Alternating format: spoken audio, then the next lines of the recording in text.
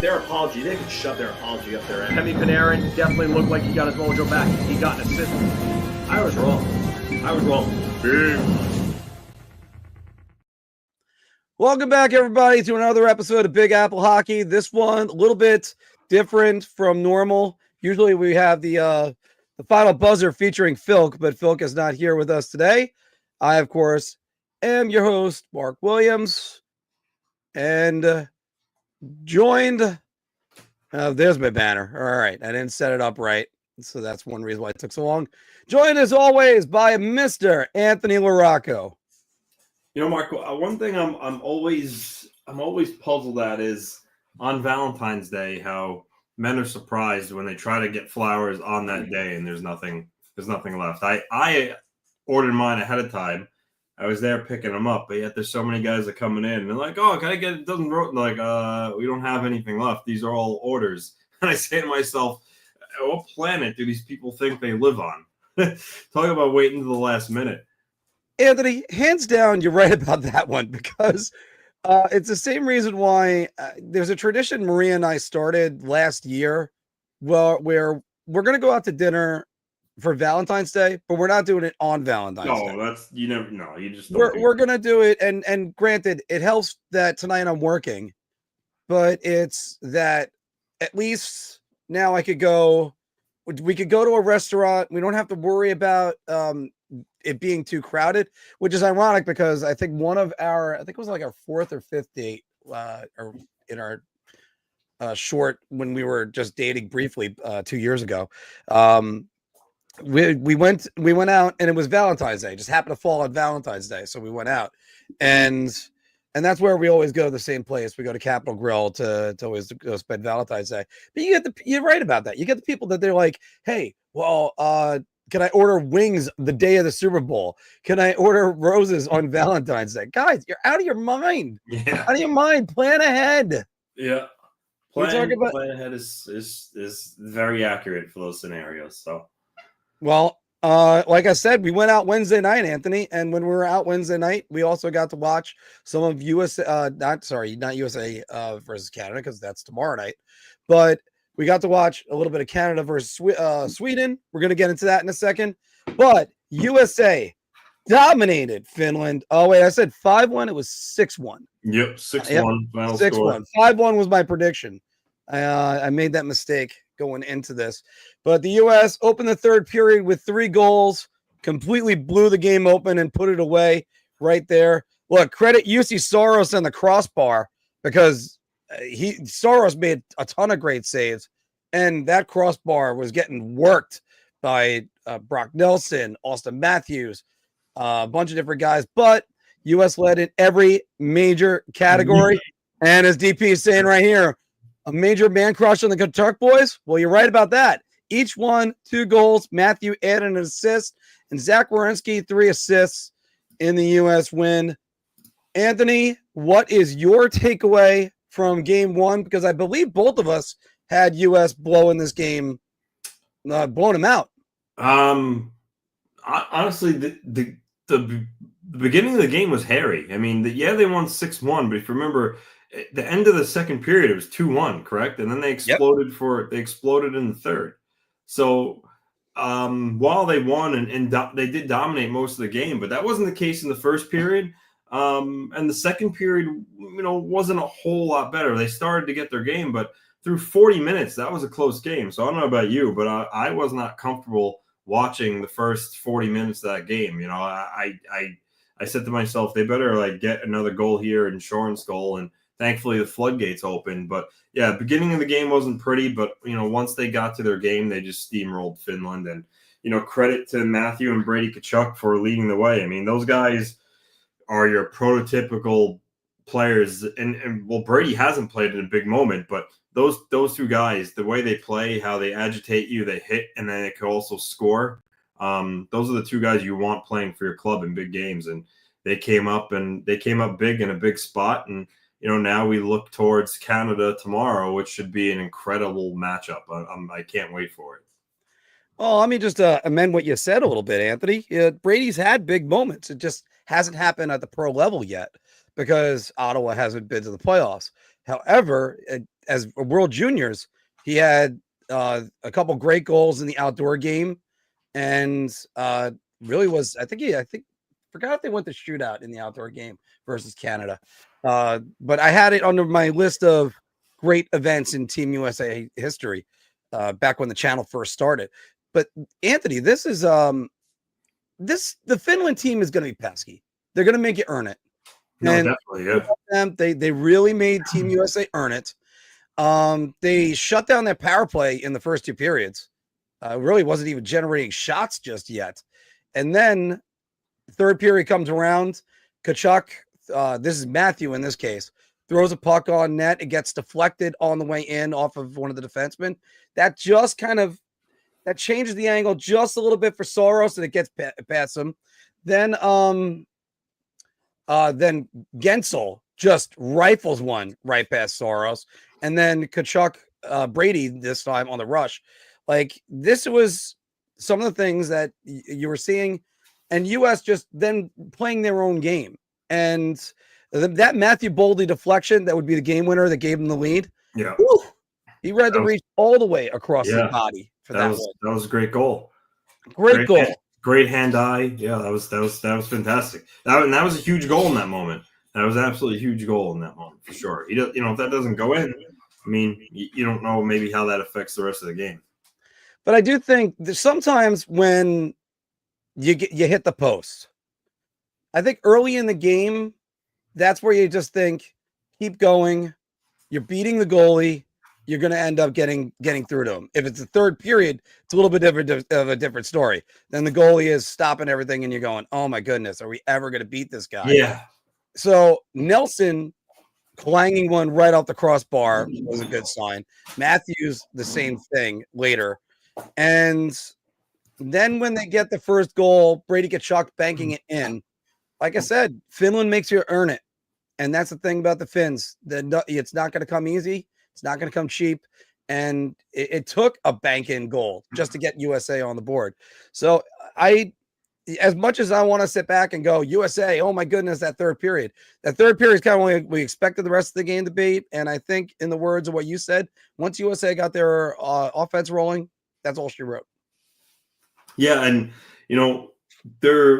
if that was any other team other than Finland, like if that was Canada that they were playing yesterday, and that's in the first period went that way, they probably don't get so lucky. I mean, thankfully Finland, they're a scrappier team. They got talented players, but they're not really ever going to blow you out. And they weren't able to capitalize off USA kind of maybe being a little sleepy at the beginning of the game. So United States has to come out much sharper tomorrow night against Canada, because if they don't, now that's a team that, while they're not as pesky, they'll make you pay on the scoreboard. So overall, again, I did like their game. I just thought the first period they weren't particularly good, and then as the game went on, they got their legs and they took over. But again, a country like Canada or even Sweden, they probably wouldn't be as fortunate. So just a couple of things they have to clean up.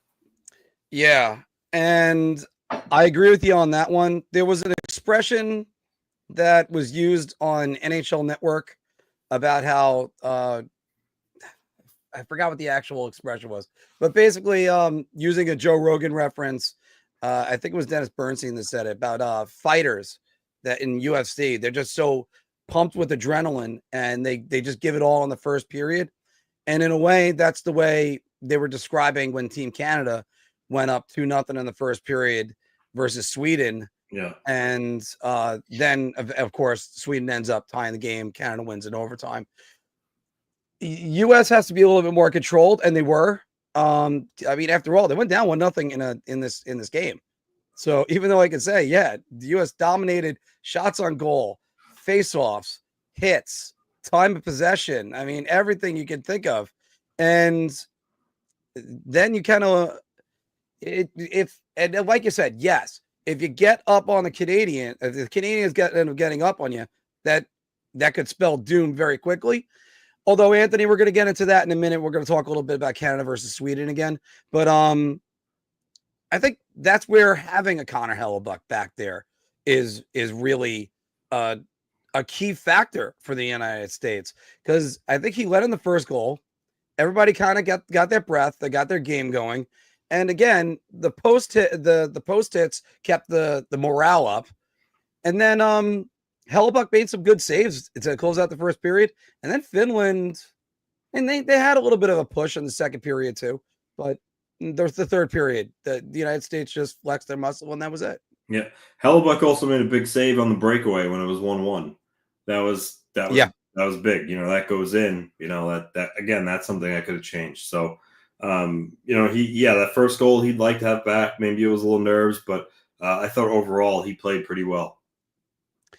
Yeah. And again, we're going to look forward to Canada versus the United States in a moment. But first, let's go to Canada versus Sweden from Wednesday night. Canada was up 3-1. We saw their power play for 10 seconds. That's all they needed. Anthony, first, I got to talk to you about this. What a play by Sidney Crosby. Yeah. That was filthy. I mean, you're talking McDavid to Crosby to McKinnon. It doesn't get much better than that. I mean, having those three guys out on the ice at the same time shouldn't even be allowed. It's so gross. So, I mean, that's country. You do not want to put them on the power play. You do not want to put them on the power play. You got to play them 5-on-5. But that they flex their muscles there, and unfortunately for them, they let Sweden back in the game. Binnington let up some questionable goals, but overall, I think Canada is likely going to go back to him in the game against USA on Saturday. But man, the Canadians are deep. I know they let Sweden back in the game, but they have so much depth that chances are when they do get up, they aren't gonna let you back in the game. I kind of think this was a one-off, but they just are so talented that they're never out of a game either. On the flip side, if they get down 2-0, they have the capability of scoring 3 goals in the snap of a finger. So USA has to really settle down in the defensive zone against them. But as for this game though, against Sweden, I thought aside from the obvious, Crosby was outstanding. McKinnon was really going, especially in that overtime. He was just flying out there. You could tell how bad he wanted it. He looked really, really good. He impressed me a lot. And then I was also impressed by their I guess you could call it their checking line. I mean, I thought the trio when they put them together, the Tampa Bay guys, Cirelli, Point, and Hagel, they played together for a while. I thought that line played with energy. They had a lot of jump, and then it gave Sweden fits at times. And that's what you need, because you can't just rely. They're not going to be able to rely just on McDavid and Crosby and McKinnon at all times. They're going to need contributions from their bottom 6, right? If you want to call it that. But no, overall, I thought they played a good game. They just let Sweden back in the game, and credit for Sweden for getting back in. They didn't give up. They stuck to their game, and they were able to get a point out of this game. I actually was impressed with the way Sweden kind of held the game themselves in the game, even at 3-1. Their blue line really is. Really, you could argue it's the best blue line in this tournament. Yeah, them or the Americans, especially now that Quinn Hughes is out.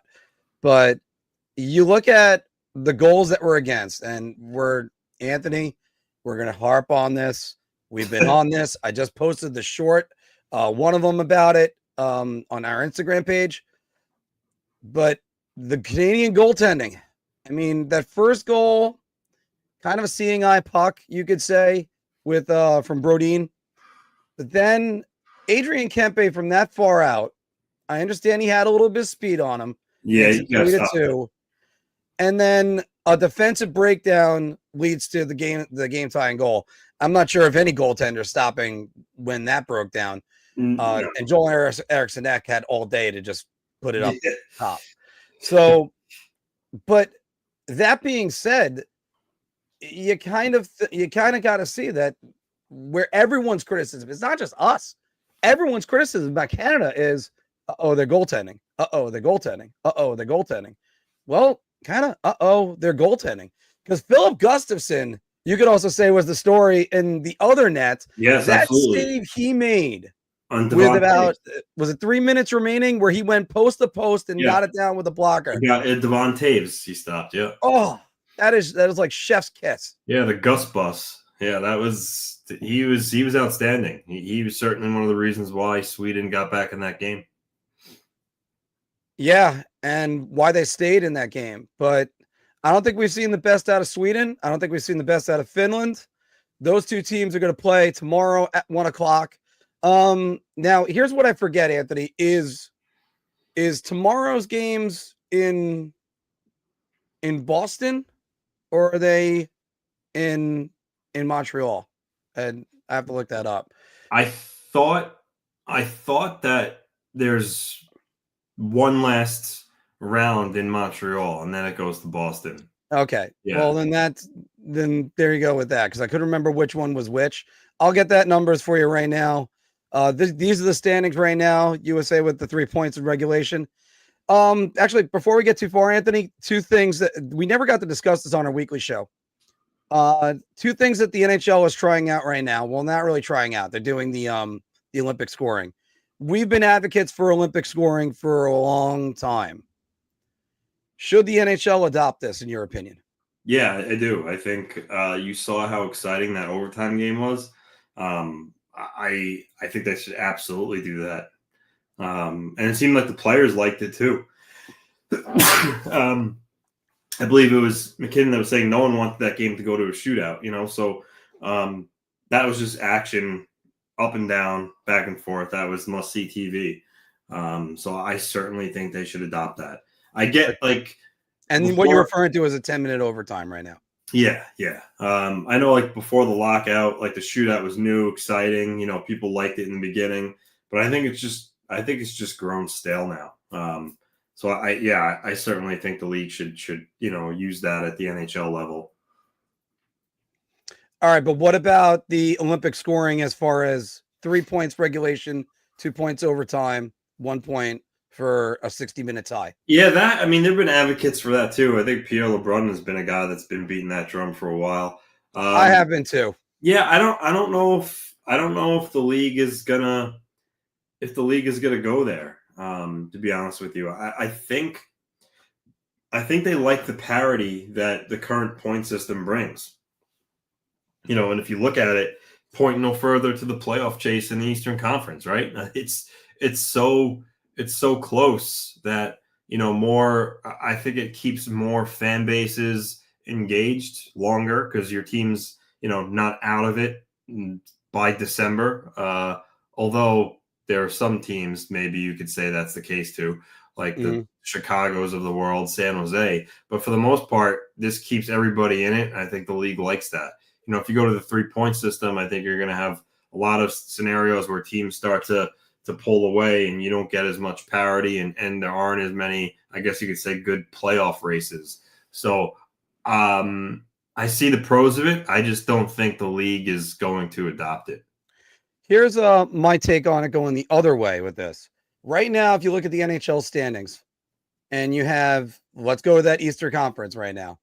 You have the New York Rangers. They're 3 points back of the Detroit Red Wings, 4 points back of the Ottawa Senators for the last two wildcard spots. The New York Islanders are at 57. And let's go all the way down to the either Montreal Canadiens, Pittsburgh Penguins, and Philadelphia Flyers at 55. All the teams at the bottom basically got to say, look, we got to play nearly 800 hockey in order to make this right now.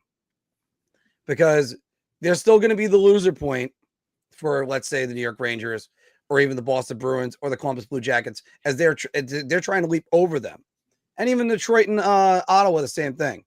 Yeah. So now let's get it to the point where these teams are saying, we can win in regulation, get an extra point on that team that just won in overtime, or possibly 2 if they lost in overtime, or 3, it would just be the Rangers then win 1 game in regulation, Detroit loses 1, bang, that's right there. I know it's going to throw the point system a little bit for a loop, but I then think you get teams that are lower that can then catch up, and you get some of these teams that are up at the top.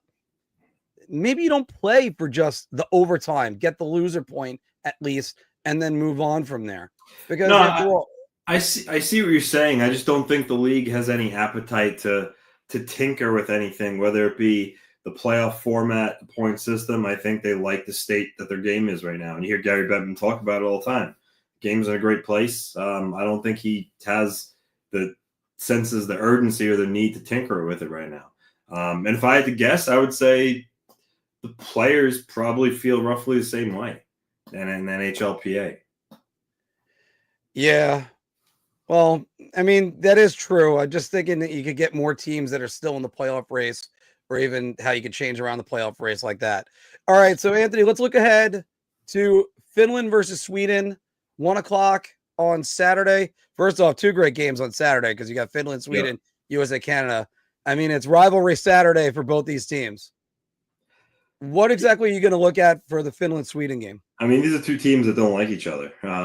Countries, should say, at least at the hockey level. But I think this is going to be it's going to be a close, tight checking game because that's the style the Finns play, and honestly, the Swedes aren't that much different. So I think this is going to be a game where the team that maybe makes the mistake first are the ones that lose. I think this is going to be like it could possibly be a 2-1, 3-2 game. I don't think you're looking at like a 6-4 barn burner here. So, I right now I'm leaning towards Sweden just because when you look at the way Gustafsson played, I think that's the edge right now. We're going to be saying that Lankinen's getting the start, which I could see because he was having the better statistical year than Saros. I think Saros just started just because of who he is, and he's been, I guess you'd call it like one of the better elite starters in the game. So he got first crack at it. But Lankinen's playing well, but I still give Gustafsson the edge over him. And if they were playing any other country other than Canada that first game, honestly, Sweden maybe wins that game. It's just unfortunate for them. Canada is a powerhouse offensively. But, so I think tight checking game, and I think that Sweden's going to be the team that ultimately comes out on top. Gotta agree with a lot of what you said. I do think that I do think you should have gone with Saros. Me personally, short tournament, go with the more talented goaltender. I understand he's not having the best of a year, but I mean, I got him in fantasy, so that kind of backs that up. But I think you go with a guy the veteran who's got you there. I know Kevin Lankinen's had a pretty good season in Vancouver, but I just think I don't think you mess with the goaltenders in this. Just ride them out. And not very often, if it's like the Olympics where you have more games to play.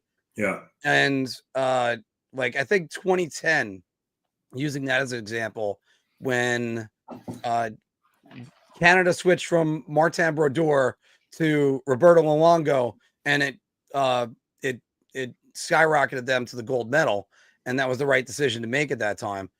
But in this case, I would have left in Saros. However, I think Finland might need to slow the game down. They don't have Miro Heiskanen, who could really push the play from the back end, and I think that's what's going to make Finland's already thin blue line really an issue.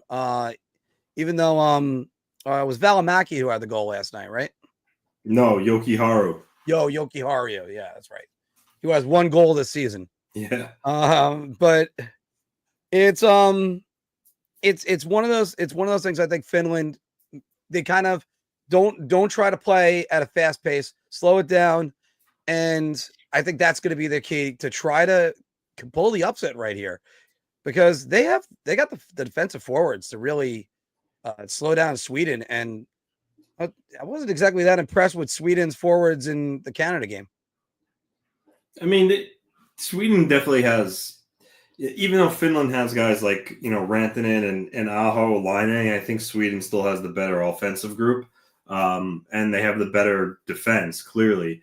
But again, Finland's the sum of their parts. They all pull in that same rope. They all play, a sound defensive game. They're pesky. So, I think it's going to be a good game. Like I said, I think it's going to be a close game. And ultimately, I think the deciding factor is going to be Philip Gustafsson. That's if he gets a start. They may, in this round robin, they might give Olmark a start to see what he looks like. But I think Gustafsson should be the guy with the way he played against Canada. 100% in agreement on that one. I love the way Gustafsson played. Anthony, let's go to the night game. USA versus Canada. By the way, I just looked this up. They are in Montreal this round. Yeah. So you're right about that. So USA and Canada, 8 o'clock on Canadian soil. Everybody's going to get pumped up. You heard the reaction of the Canadian crowd when Austin Matthews, they got a double boo out of this. And it's more of a boo for Austin Matthews being the captain of the Toronto Maple Leafs than being an American, but they booed him.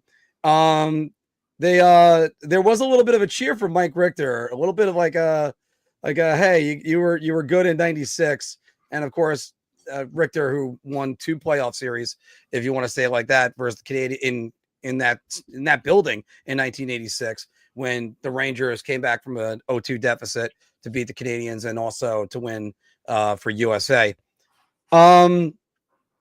I'm done with the run-on sentence.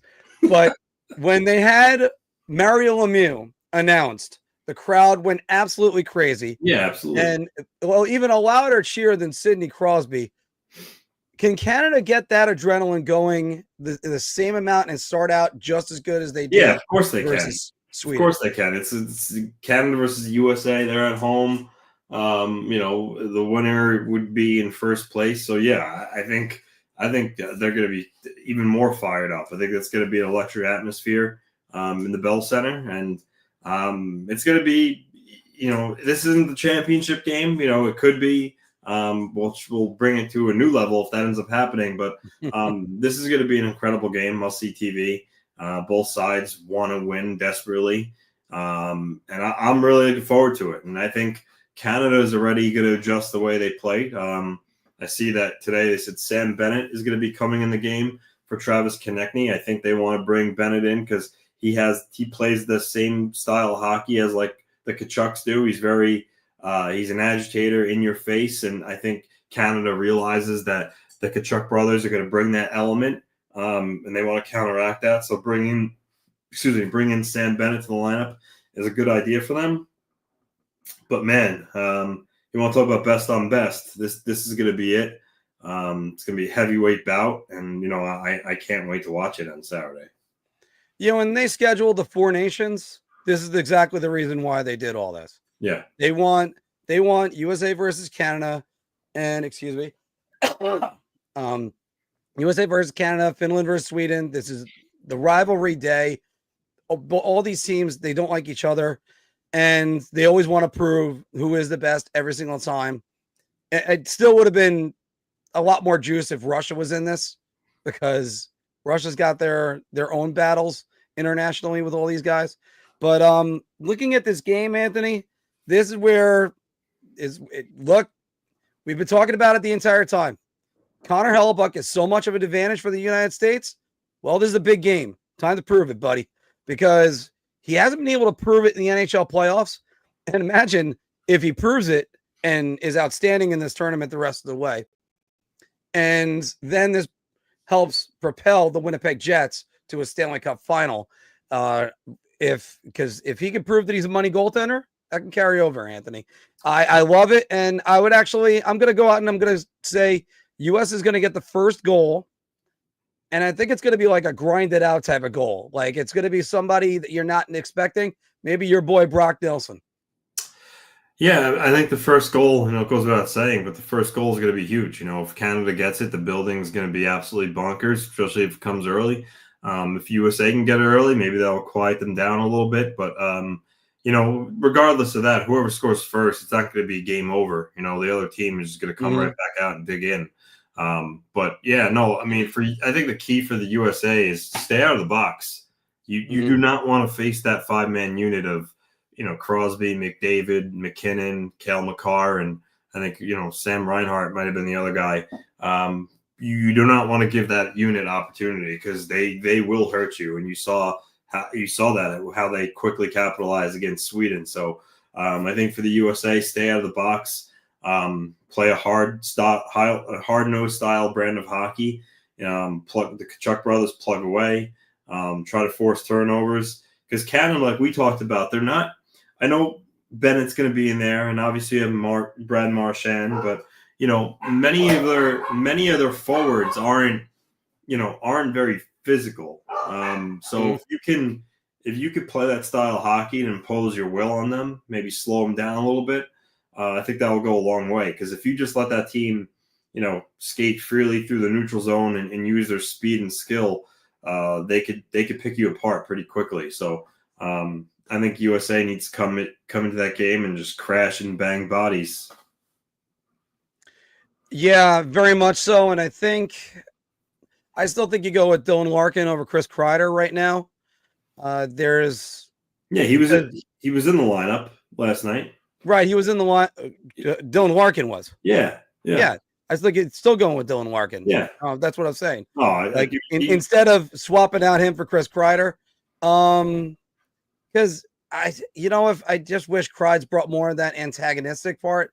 But then again, there's very few NHL players with this big game pedigree that Chris Kreider can bring. I think you stick with him. You stick with the lineup that you had last night, and you got to come out with a little bit of. You either got two choices: come out with fire, try to match their energy, or just try to withstand the first 10 minutes. You always hear about it in every single NHL game. I know it's generic. I'm sorry, everybody. I'm offering the same critique. Everyone's going to tell you, but you withstand the first 10 minutes, and then maybe United States could capitalize on something, because they need to get that power play going. And it had a goal. Yeah, it didn't look good until the third period, and it was just a harmless shot by Zach Werenski. Matthew Tkachuk buries the rebound. You know what I thought was interesting? They made the switch they swapped. They took out Fox on that first unit, put in Werenski, and I don't know if it's coincident or not, but when they made that swap, the power play looked a lot better. Well, this is why finding chemistry is so important, and finding it fast. And I still thought Fox looked good last night. But again, if it's working with Werenski, go with Werenski. You don't have to worry about offending someone's feelings or anything like that. Everyone wants to be the hero, and everybody's going to get a chance to be the hero. So everybody just, just relax and do whatever it is for the team. After all, look at the guy that had 3 assists for Team Canada on Wednesday night. He's doing everything his team is asking, and Sidney Crosby. And I'll also point out that pass that he put right on Mark Stone's wheel and right in his wheelhouse. That was amazing. Yeah, that absolutely was. Talk about a guy who's, even though he's getting older now, he still is just an incredible hockey player. And you can't, you have McDavid, you have McKinnon that USA is going to focus on, rightfully so. But you got a game plan against Crosby too, because he'll hurt you, and he proved that. Yeah, I mean, and the fact that we haven't mentioned Connor McDavid's name yet for any substance. Yeah, McDavid. He didn't play a huge role in the game against Sweden, but he take over a game at any moment. So I think that he's a guy that, when Canada's looking for a big moment, like a big opportunity to make a big play, he's the guy you want to have the puck on his stick. That nothing's changed there. I just wonder when Austin Matthews is going to make his presence known, because if he can get going, I think that changes around everything. Yeah, I mean, it's just your best players, obviously. It's just one game, I'm not, I'm not going to sit there and say, to say when is he going to get going, and, implies that, he's been bad for a stretch. It was one game where, maybe he didn't have a huge factor in the game, but but you are right. I mean, obviously your best players need to be your best players. There's that cliche. So, if he could score and affect the score sheet in a positive way, that would bode well for USA. And same thing for Jack Hughes. I mean, Jack Hughes didn't do a whole lot last game. He wasn't very noticeable either. So yeah, those guys are so skilled that it's not something you really worry about. They're going to get their chances. They're going to get their opportunities. Just And Jack Hughes, thankfully, by the way, he campaigned to be on Matthews' wing. it was just the Kachuk brothers are the ones that took over the game. And again, those are the type of players that you win with. And this is why when when the NHL is playing games and they're not on break and we're talking about the Rangers, Islanders, etc., Artemi Panarin is a guy you look at and it's like, do you win with a player like Artemi Panarin? And the answer to that is a resounding no. He's a guy that gets small in the big moments. He doesn't like to get hit. Whereas the Kachucks last night, these guys, they thrive in that style of play. They want to get punched in the mouth. It's like you hit them and they get even better. Those are the type of players that, whether it's international competition, NHL, those are the players that you win with. So yeah, the Kachuk brothers are guys that love this style of play, and they took over a game yesterday. Hughes, Matthews, they're the polar opposite. But if they can get going too, then Canada could be in some trouble. But overall, I think it's going to be the type of game where it's going to be a greasy goal, I think, that wins it, despite how much skilled players are on both rosters. Yeah, and hopefully it's another game that ends with a goal that we're going to be talking about for a while. I think the last time there was only one goal scored, I want to say that was Sochi. What? And was that the one that Jamie Benn had the only goal of the game? Or I forget if that ended 1-0 and 2-0. I got to remember on that one. Well, again, I'm going by memory on a lot of this stuff. I just think when you look at big moments, whether it's international competition or the NHL, usually it's the players who play that style of hockey that score in the big moments. I mean, we talked about the Olympics, like one of my favorite moments, the Zach Parise goal. Tie the game. Mark, what kind of player is Zach Parise? Grinded out type of player. I mean, yeah, these I'm telling you, these guys are the ones that show up in big moments. I know this is going way back now, but do you remember the game-winning goal for the was the Devils, right, in the finals? Mm-hmm. It was Jason Arnott, correct? Yep. Scored. Yeah. What kind of player is he? He's a grinded out type of guy. Yeah. Chicago and Boston. When Chicago had that improbable comeback, looked like Boston was going to win the cup. Dave Bolland scored a huge goal. Mm-hmm. Like, that's why I'm saying I think having these type of players on your team in the big moments are what matters. And again, I don't want, because he's not playing in this tournament, I want to pick on him, but Artemi Panarin is not the type of guy you win with. You want the Kachucks. I think you can win with Panarin. I think what he has to do is he has to understand when the game gets a little bit tighter. Because there's lots of players, Anthony, that they've gone through this, and people would have said the same thing with Alexander Ovechkin. Then 2018 comes around, where he wins the Conn Smythe, and you could have argued Evgeny Kuznetsov as well, but he wins the Conn Smythe. He was probably the best player on the ice at the time. Brian Leetch was always good, but 94 he was on another level. And he was one of the most dominant defensemen until the Rangers never made the playoffs ever again with him in 97. And it wasn't until then you're like, all right, you shut down Brian Leetch and then you can shut down the New York Rangers. I'm just picking guys off the top of my head. And again, look at Solani and Korea. Solani and Korea were two guys that you looked over and went, oh, this duo is unstoppable. When are they ever going to make a playoff run?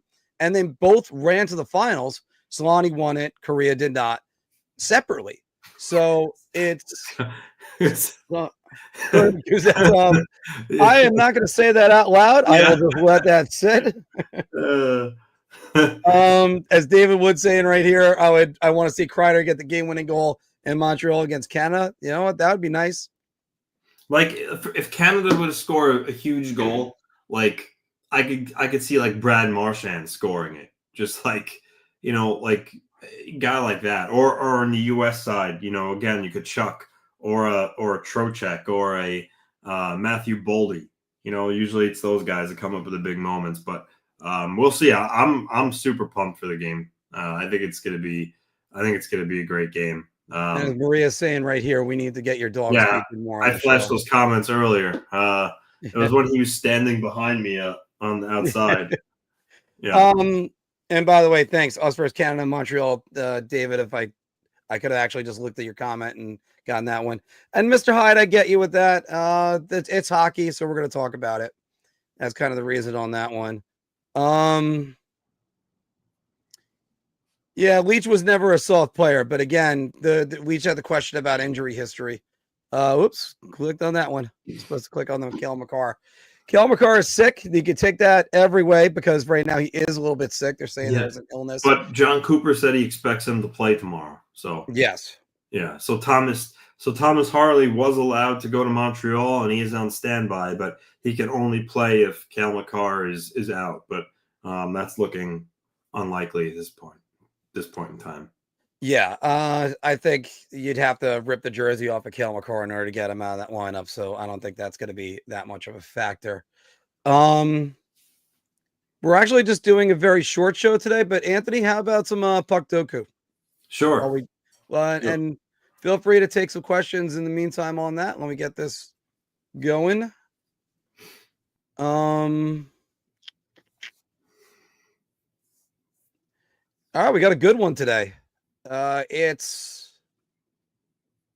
go with the grid. And let's get us, we'll go off to the side for us. So we'll go this way.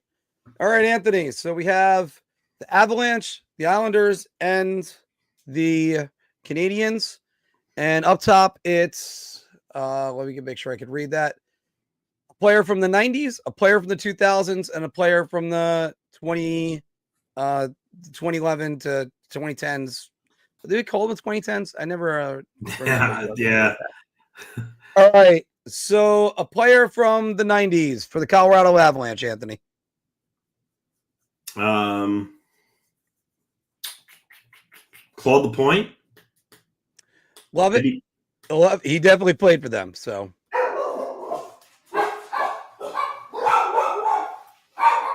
Claude Lapointe, 0.2%. And you could have used them for the Islanders too. But what if we used Brad Delgarno for How the about 90s? The constant Crossman, just to stick with the theme of me, Doug Crossman. Doug Crossman it is then. We could have also gone Dan Plants, Dave Shazowski, Dean Chenoweth. We could have gone Dean Chenoweth. You had so many options, but so many options when it comes to this. But constant Crossman. And now, Mark, just because we're just sticking to the theme here, you're gonna use a Daily Didick in that spot. All right, Gerald Didick right here. Yeah. All right, the Daily Didick, 0.2%. All right. So now let's get to the 2000s. Give me a player from the Colorado Avalanche in the 2000s. Let's try to go maybe. How about we try to do Rangers in this column? We did Islanders on the left column. Okay, then I say we go with Mironov. Did Mironov play for Colorado in this time period? I will check that. That's Boris Mironov, right? Yeah. I went to the wrong thing. It should have been. I was gonna go and say Greg DeVries. I mean, that's a good one too. Did Mironov play for them in that time period though? He actually never played for Colorado. Really? Oh. Yep, never played for Colorado. Greg DeVries. Now, him with his lowercase freaking D. He did play for Colorado 2000, 2001. Yeah. I think we'll go with Greg DeVries. So, all right. So we got that one. Now, right here, do you want to go with the former Ranger, former Devil, former Islander, Joel Bouchard? Did Bouchard play for the Islanders during that? Yeah, he definitely did, right? Oh, yeah. Yeah. You can do Bouchard. Joel Bouchard it is. It's still at a 0, so let's keep it going, full steam. All right. So for the Canadiens, you want to do all Rangers, huh? Brandon Prust? Brandon Prust played for them in the next decade, not this decade. Okay. All right. And it does go to 2010, so you can get Scott Gomez in there, but we could go Chris Higgins, but that's not the answer either. I wonder if it would work for today.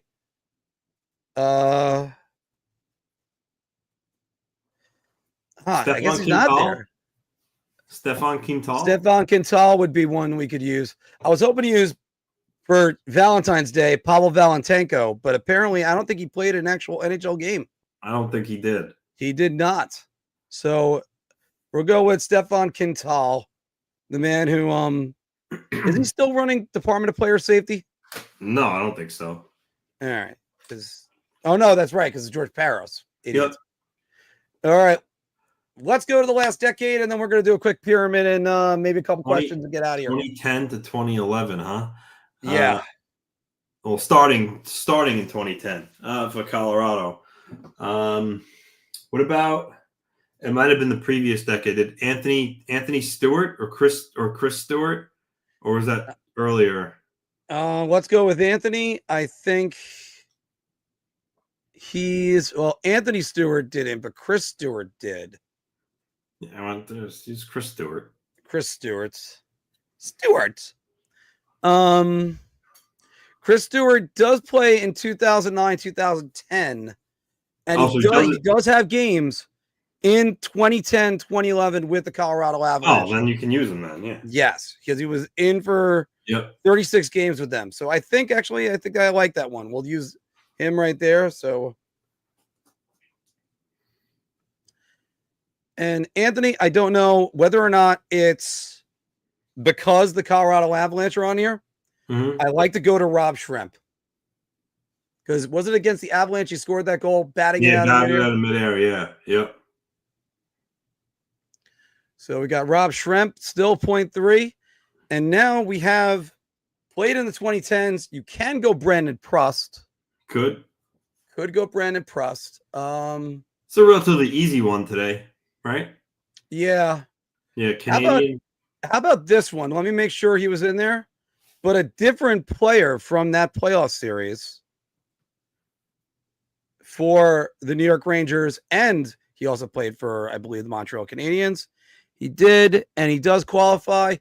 He actually, I believe, scored a goal in the 2014 Eastern Conference Finals, Rafael Diaz. And we are at 0, Anthony. Nice. Probably the fastest grid I think we ever had. All right, let's go to the pyramid. All right, everybody, the pyramid starts with the bottom level. Maple Leafs, 50 playoff games career played, 50 goals scored. I think that's just overall. Yep. And then the second tier, former Wild, 750 penalty minutes, and a St. Louis Blue. Wonder who they're pointing us towards right now. But usually I can figure it out right away. I'm not sure who they're pointing it out right now. All right. Who do you want to name for the Maple Leafs? You want to go with a guy like Chad Kilger? I mean, sure. It doesn't. The first one is first one. We're gonna keep it nice and light. That's a 0. 50 playoff games played in their career. Maple Leaf. Benoit Hogue. Benoit Hogue, because I don't think we got a lot of. You know what? Let's say Benoit Hogue for the next one. 50 goals scored in his career. We know Benny's got that easy. What about Dave Ellett? I don't care. Thanks, Anthony. All right, Dave Ellett. Still 0. We're gonna go Benny right here. All right, so now we need somebody with 50 career games played in the playoffs, 50 goals scored, and for the Minnesota Wild, and they were also a Maple Leaf at some point. Wild and Maple Leaf player. Yeah, that's kind of got my eye going. up a little bit. See, Brian Ralston never played for Toronto. I don't believe he did. I will check that. No, he didn't. Just kind of thinking out loud. Yeah. Brian Ralston's a good one. Derek Roy, don't believe he played for Toronto.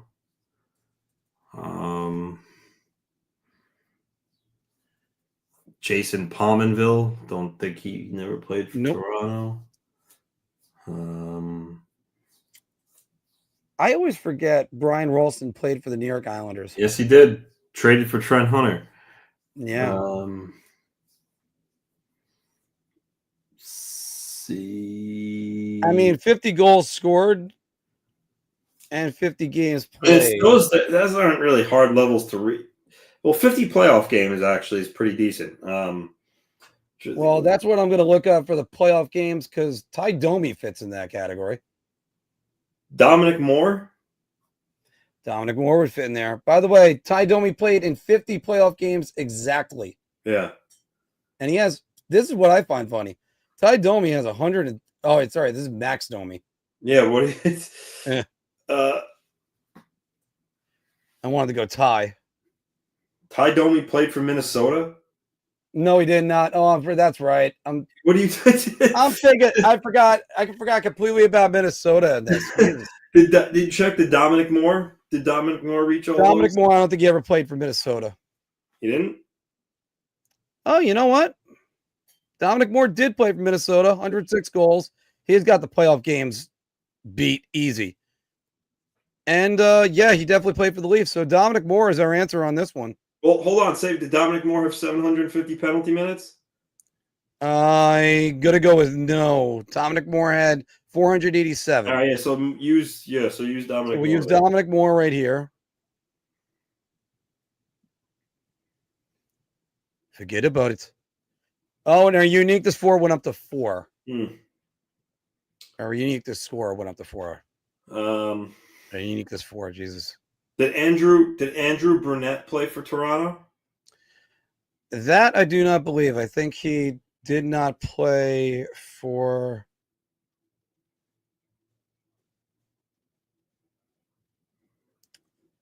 I accidentally put a slash on it. No, as I was putting in Andrew Burnett. No. Capitals, Nashville, Atlanta, Minnesota. Jesus. Imagine playing for 3 straight expansion teams. Colorado, Minnesota again, and Chicago to close out his career. You know what you can use here? I mean, I don't because I don't know how many other people did this, so I'm not sure how it would bring the uniqueness level to it. But Owen Nolan would fit all these categories, I think. Well, I think you have to use Owen Nolan right here because you can't use him next one. No, I know. What I'm saying is I just before you use him though, is there anybody? I know he did it because but I'm just trying to think before you do that if there's anybody else, maybe a lesser score. Yeah. Oh, you need a Maple Leaf. See, there are many Maple Leafs slash. Did Kent Manderville? Kent Manderville. Let's see. He did play with the Maple Leafs. He's got 348 career penalty minutes, so that would kill him right there. And I don't see him playing for Minnesota. Oh, all right. What about Darby Hendrickson? I don't think he's got 50 career goals. Darby Hendrickson, he did play for Minnesota. He's got 370 penalty minutes and 65 goals. Damn it. So we could have used him a little bit earlier. Give me a little credit for thinking Darby Hendrickson, though, huh? Well, he is a former Islander, so of course you might have that's true. Right there. I always dip into my former Islander bags. Well, you got to. It's just how it goes. I'm having trouble trying to think of many other Did P.A. Parento ever play for the Wild? No, right? He finished his career playing everywhere, but now you know what? Even if he did, he wouldn't have 750 penalty minutes though. No, he had 342. So I'd be into that. Because we got the next level after this, which is going to be tough. Saying Mike Hunt. I don't know. Is he thinking of Brad Hunt? Because honestly, who's Mike Hunt? I don't know if I ever. I think Mike Hunt is the joke you play on substitute teachers on the sign. Oh, all right. Well, then he just joked me. Yeah. Yeah. I went 0-0, Anthony, because we still got to figure out a St. Louis Blue where this qualifies, and unfortunately, I think it's pointing to one guy. I don't think he played for them. My naiveness there, Wicked. Yeah. So, what did the uniqueness go up to? 75. Oof. So that one kind of hurt. We took that one right on the ass, Mark. Took it right on the chin. Well, it's even worse because we got to figure out somebody that played for all those qualifications plus the St. Louis Blue. I think David has it right here. I think it's Ryan Reeves. That might be the only answer too. Maybe I will go with that one, and I think you might be right. Ryan Reeves. And by the way, that gets us to 75%. Let's go through the statistics. View stats. Okay, so Ryan Reeves is your only answer up top. And Zach Bogosian. Zach Bogosian. Okay. The lowest possible answer we could have gotten was Daniel Winnick or Eric Fair. Okay. Not a bad one. And then for this one, lowest possible answers, this was Leaf with 50 career playoff goals or just 50 goals in general. Dave Reed or Bill Flett. So they're really hammering Leafs on that one. So yeah. All right. Anybody got? I love that Mike Hunt. I was so focused on doing the game, so when he said that, I thought maybe he was thinking of Brad Hunt, the defenseman. That's why I was like, my mind wasn't in that realm at the time. But so are we going to get another? What are your thoughts on Noah changing agents? I think Elliott's speculating that's more to sign an extension. Yeah, I heard that Elliott Friedman actually today said that he confirmed that he thinks that's the case. But the interesting thing he did say was that he said that it wouldn't surprise him that if it's another team other than the Islanders that eventually gives him that contract. So, and I tweeted about this earlier. What I believe, just from talking to some people, what I think is going on right now with Noah Dobson is, I think that Lou Lamoriello recognizes that he's going to ask for like $8 million plus on his next deal. And I think when he looks at that, he sees that he had a down year offensively this year and that he still struggles in his own end. And I think he's a little hesitant to give him the money he's asking for, which is why it leaked out that he's starting to offer him up in a trade, not shopping him, but offering up in a trade for a specific player or two that he wants. So I think the thought process there is, well, I don't know if I'm comfortable giving Dobson that much money. So let me see what I can get for him, because Dobson is the piece. If the Islanders trade Dobson, he's going to return a high-end forward.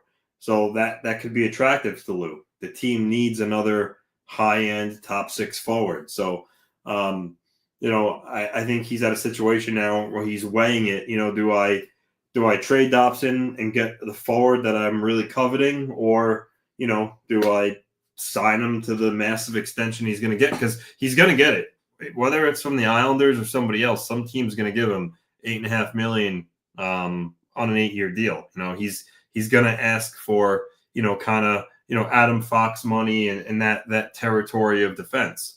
He had a 70-point season last year. So I don't think his agent is going to budge off that. And, he already did sign a bridge deal. He's already done a bridge deal. I don't think he's interested in a bridge deal. I think he wants long-term. And now, like I said, it just comes down to whether or not, if Lou can get the player that he wants for him, I think he might move him. So that's where I think stand right now with Noah Dobson. Let me ask you this, Anthony. Would you pay him? I mean, that's the tough part because regardless of his defensive deficiencies, he did have that 70-point season last year, so he has the leg to stand on of asking for that much. So, I mean, me in a perfect world, I'd like to get him for under 8, like maybe 7.5. That's what I would pay him. But right now, I don't think there's any way he would accept that. I think he's going to want 8+. So the caveat to that, though, is if Lou can make a Dobson for Elias Pettersson trade I would do that. I would certainly make that move because now you have Pettersson, Barzell, Horvat. I mean, it doesn't get much better than that. And I think you alluded to this on Wednesday, Anthony. That would facilitate a trade to get Quinn Hughes out of there. I know everybody's going to speculate New Jersey, but it doesn't even make sense to bring him to New Jersey outside of his brothers. Like, they'd have to give up prime assets. Yeah, I think it doesn't matter. I think if the Devils knew that Quinn Hughes wanted to be there, they would do what it takes to get him there. But that could be a reason why Vancouver is interested in a guy like Dobson, because if Hughes does leave, then if he leaves, you have another high-end offensive defenseman on the team. So, that could be the line of thinking. So, we'll see what happens there. Honestly, it wouldn't surprise me if Dobson was traded, but again, it's really all going to depend on if Lou gets that player he wants, because he's not just going to trade him for anybody. It's going to be for a difference maker. Yeah. Well, I know we keep going. It's going to be interesting to see. Wicked's asking right here. I would have to imagine that Palms is at least on the trade block. Yeah, pending UFA. Unlike Nelson, I don't think Lou is going to re-sign Palmieri, so I think Palmieri could get traded, but won't like to hear this, but as only if the Islanders fall out of it. If the Islanders stay in it, which they are right now, they're not going to trade Palmieri because Lou probably values having Palmieri for a playoff run rather than the, third round pick that you'd maybe get for him if you traded him now. So yeah, I don't think Palmieri is going to be traded unless they lose a bunch of games before the trade deadline. And just to keep this in perspective, the Rangers are pursuing. The Rangers and the Islanders, for that matter, but the Islanders are pursuing Detroit, who's 7-2-1 in their last 10. The Islanders were 7-3, but we all think Detroit's going to hit a losing streak at some point because they've just been consistently inconsistent. Same thing with Ottawa, who was 5-5 in their last 10. So it very easily can the Islanders jump back into a playoff spot, and they're going to be in it. I don't see the Islanders being sellers. I don't necessarily see Lou being a buyer, though. They're in the same boat as the Rangers and any other team. So if you're going to say you don't see the Islanders being sellers, then you say you don't see the Rangers being sellers either. No, it's not that. I think the Rangers are going to do foolish things. I honestly, Anthony, that's the difference. I think Chris Drury is going to be desperate. I think Chris Drury is going to make a move that's going to make us all go, "Oh, what are you doing?" And or it might be a move that's impressive for everybody.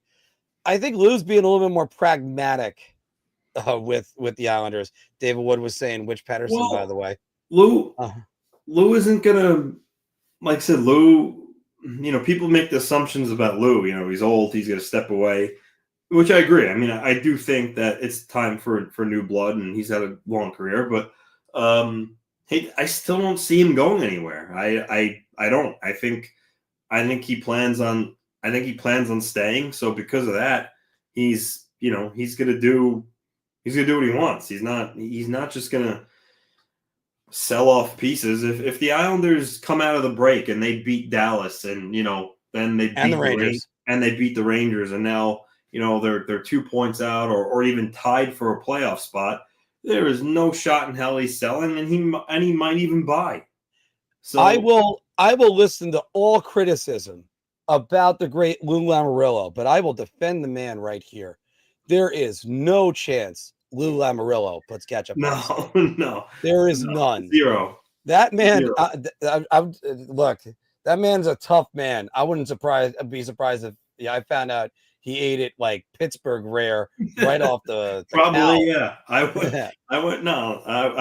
wouldn't be either. I would never accuse Lou Lamoriello of putting ketchup on a steak. Yeah, you could say he's stuck in his ways, but he always believes in his team, and I don't think like I said, I don't think selling is in his vocabulary unless you're 8 points out, 10 points out, then yeah.